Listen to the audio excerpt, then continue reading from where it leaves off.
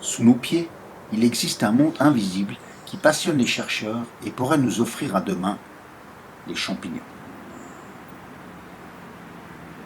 Ces magiciens du sol pourraient améliorer notre monde, dépolluer les sols, arrêter le désert et créer des antibiotiques.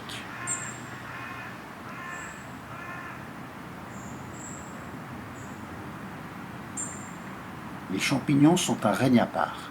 Résistants, adaptables et organisés, ils ont survécu aux périodes glaciaires et aux différentes périodes d'extinction. Ils sont arrivés sur Terre il y a 1,3 milliard d'années.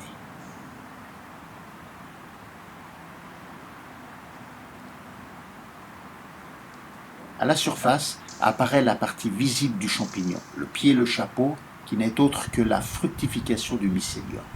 Composé d'un réseau de filaments, le mycélium est invisible et se développe dans le sous-sol. Il constitue la partie végétative du champignon et peut s'étendre jusqu'à une dizaine de kilomètres.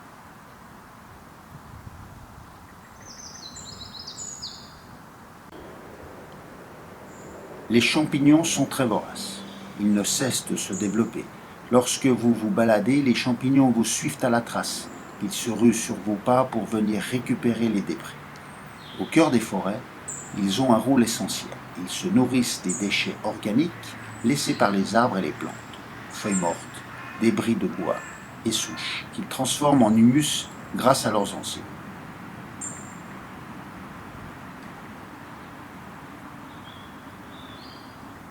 Sans eux, les forêts étoufferaient dans leurs débris. Les champignons sont donc capables de recycler les détritus organiques en humus, la couche supérieure du sol.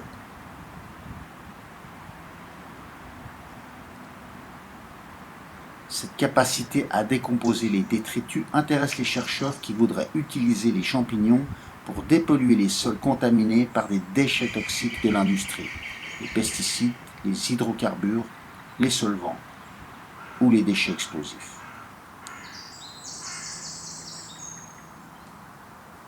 Le mycélium, ou IF, est un élément essentiel à la croissance des arbres et des plantes. Il est le réseau de communication, mais aussi le capteur d'azote et de carbone dans le sol. Il transmet ces minéraux aux racines des plantes en vivant à l'intérieur même de la racine en symbiose, apportant l'azote alors que la plante lui transmet le carbone pour se développer. Les champignons ont longtemps été considérés comme des parasites. Aujourd'hui, ils passionnent et redonnent de l'espoir. Ils n'ont pas fini de nous surprendre, sachant que nous connaissons moins de 15% des espèces qui vivent sur la Terre.